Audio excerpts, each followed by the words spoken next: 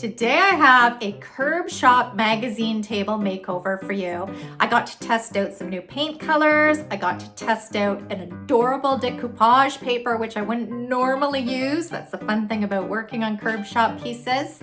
And I have a few hacks for you, how to get perfect pinstriping lines, which my hand was not cooperating this time, but I'll share how I cleaned it up, and also how to get no brush marks on painting spindles and more. So just let me get set up and let's get started. Here's the vintage magazine table I found on bulk day at the end of someone's driveway. It was in pretty rough shape, but I posted it on Facebook and a bunch of you encouraged me to pick it up, so thank you. I brought it home, gave it a good once over, and popped off the top. Then I went ahead and started giving everything a really good cleaning using a TSP substitute, which I have in a spray bottle. I really wet this thing down, and I must have cleaned it about 4 times in a row, but you can tell by the water that was dripping off it that this was going to have a lot of bleed through. Bleed through on these vintage pieces with the stain that they used on the veneer, it's not uncommon. And it's not uncommon to find funky little things in these old pieces either. I kept cleaning and cleaning and cleaning until my sponging pad turned out clean, which, like I said, that was a good four once-overs I had to give this piece. Once I had everything cleaned, it was time to remove the dried hot glue gun glue that someone used to repair this piece, which I think is sweet. I mean, people use what they have. Obviously, they cared enough about this little vintage magazine table to try repairing it. Now it was time for some heavy-duty Bondo repair, so I grabbed my Bondo putty. I like using the all-purpose type. It does come in a wood filler Bondo as well, but that one is a little more costly, and I find that the all-purpose works just as well. I gave the Bondo a really good mixing with a paint stick because you will notice that it does separate within the can, so make sure you give it a really good mixing. I take about a golf ball size of Bondo putty, put it on a paper plate, and then squeeze in about a pea-sized amount of the hardener and then mix it all together. Then using a plastic putty knife, I went in and filled all the missing veneer. And I overfill because when you sand smooth, if you overfill, you won't have any missing areas or little air pockets, etc. Well, the Bondo was drying, and Bondo dries very quickly. You can start sanding within 15-20 minutes. I brought the base of this little magazine table into my sanding room, and using a 220 sanding sponge, I gave the entire base a scuff sanding. These sanding sponges are very inexpensive, and they are wonderful for any type of furniture that has rounded edges, contours, spindle legs, etc. They make scuff sanding a piece super easy. I removed all the dust using my dollar store brush, and then I brought the tabletop in and started sanding everything smooth with an orbital sander and a 120 grit sandpaper. I also attach my sander to my shop vac for dust-free sanding. It really eliminates, I would say, at least 90-95% of the dust. And I picked up the attachment at Home Depot for, I think, about $10 or $12. I'll actually include a link to the video explaining how I do this in the description box. See more down below. For all my videos, you'll see all the supplies I've used and additional videos in the box down below. So I hope this is helpful to you guys. I went ahead and sanded out all the Bondo repairs, and if you're comfortable enough with an orbital sander, you can even get into the small crevices. Once you have control over that sand, I wouldn't suggest trying getting into the crevices if you're new to using an orbital sander, but once you get comfortable with it, it can sand out even in the small areas. Once I had the bulk of the tabletop all sanded nicely, I did take my soft, flexible sanding sponge and just finished off those edges.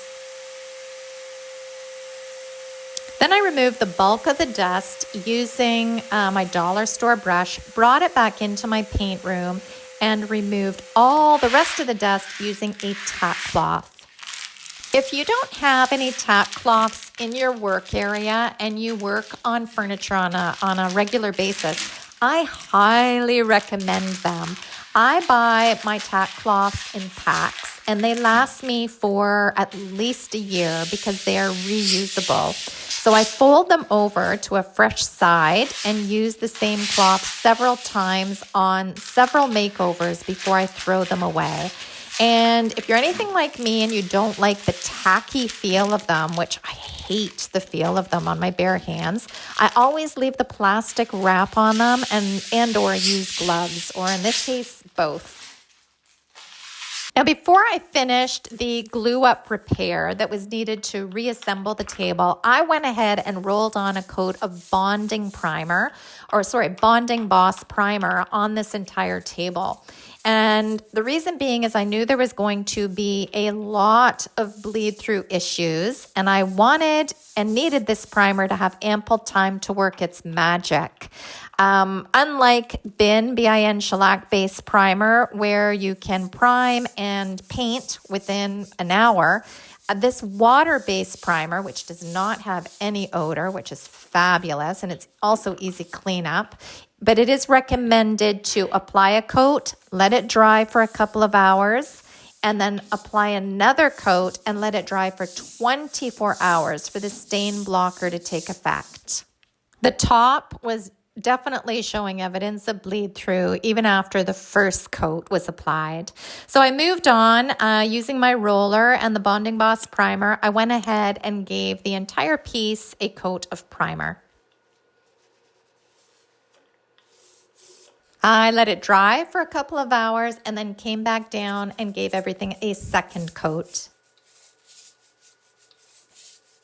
After my primer was dry, I went ahead and started the glue up for the tabletop, and using Titebond wood glue, I flipped the table over on my work table and I added some wood glue into the holes, spread it around, and then I took the base of the table and started assembling it back in. And I had to wrestle with it for a little minute or so because it did not want to go back into place. So I used a mallet and got everything fitting in there nice and tightly.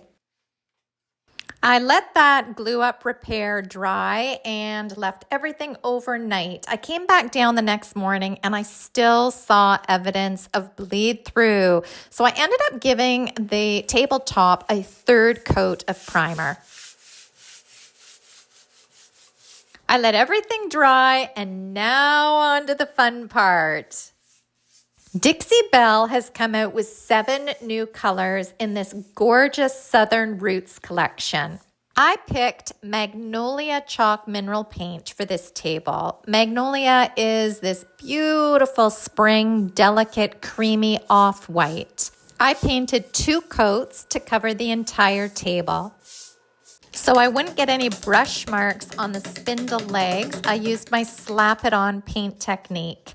And it's exactly as it sounds. You just kind of slap it on, making sure that your brush isn't overloaded with paint. Otherwise, it'll spray all over the place and make a mess.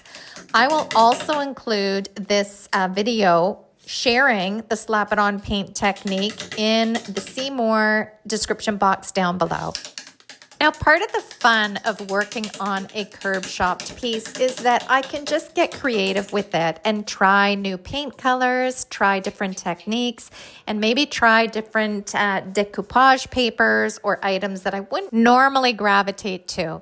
So with Easter just a month away, I decided to have a little fun with this table and use this Peter Rabbit decoupage rice paper. Applying the design onto your furniture is a really easy process. I started by cutting out the individual images, making sure to get that white border off each and every one. Then I measured the size of what I needed, and just using my finger, I ran my finger up the side to crease it, and then took my scissors and removed the 1/2 inch. Once I had the sizing perfect as a perfect fit, I took a brush and some clear satin top coat, brushing on a thin layer onto the surface that I wanted to apply the decoupage paper.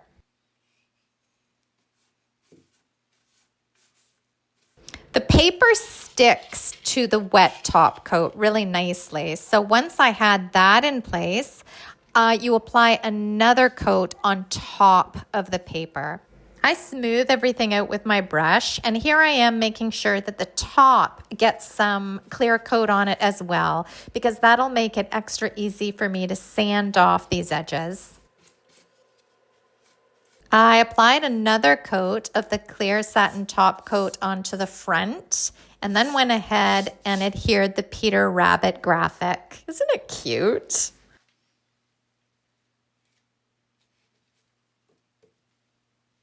And just repeating the process, once I had the Peter Rabbit graphic in place, I brushed on another coat of top coat over top of the graphic. And while I had my clear coat satin in hand, I went ahead and top coated the rest of the piece as well. For the top, I did the exact same step. I added a coat of clear coat on the entire top, and then I placed my graphic dead center where I wanted it and applied another coat on top of the graphic. While that was all drying, I went and grabbed a piece of sandpaper, and here's a really good way to make a crisp, clean edge when you're using your decoupage paper. Just take a sandpaper and run it along the edge, and you'll see that it just tears really nicely and perfectly evenly with the edge you're working with. After everything dried, I decided it needed a little more detailing, and I used this new olive wood color to paint the lip of the tabletop. I find using these artist brushes super helpful in keeping a nice straight line. And I just take my time and have fun with this. If by chance you do not have a steady hand and you end up getting some paint on the tabletop, it's very easy to remove with a shop towel and a little bit of water.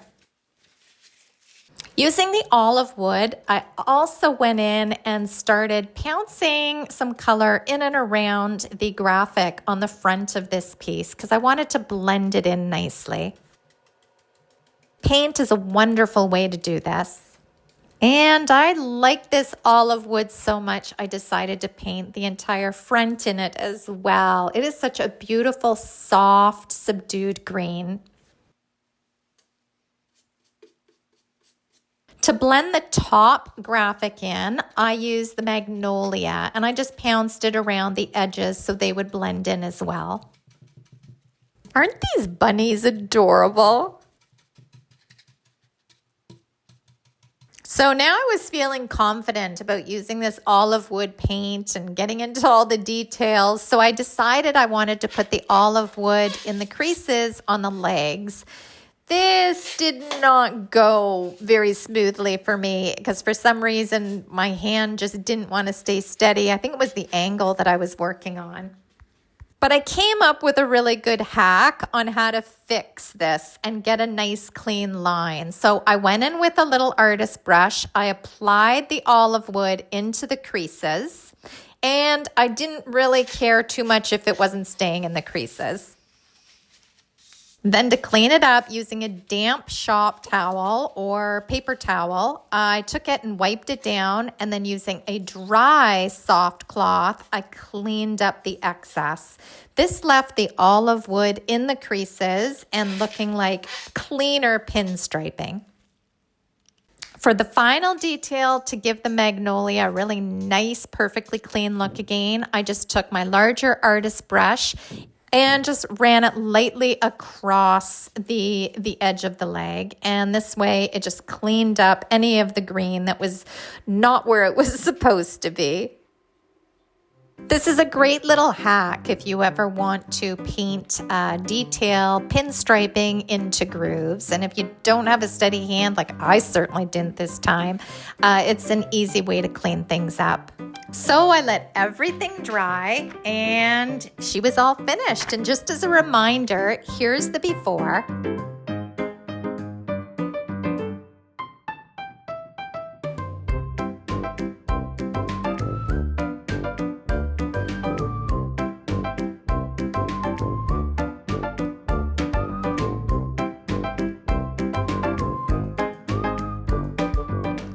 And here's the after, and I think she turned out super sweet and adorable. I love the 2 new paint colors that I got to use, and the Peter Rabbit paper is super sweet as well. Looking at it close up, you can see that the paper's edge really blended nicely with the paint.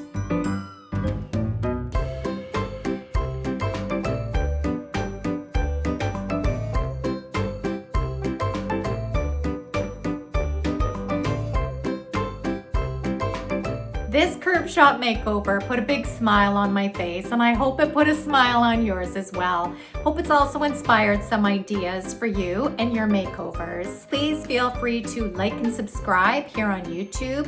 Leave me a comment down below. I always love hearing from you, and you guys had some awesome video ideas last week, so thank you so much. I'm going to be on the hunt for those ideas that you mentioned. You can also find me over at salvagedinspirations.com, where I have over 600 furniture painting and DIY tutorials teaching you how to make your furniture beautiful.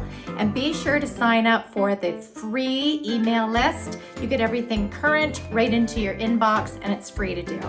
I hope you have a fabulous week. Bye, guys.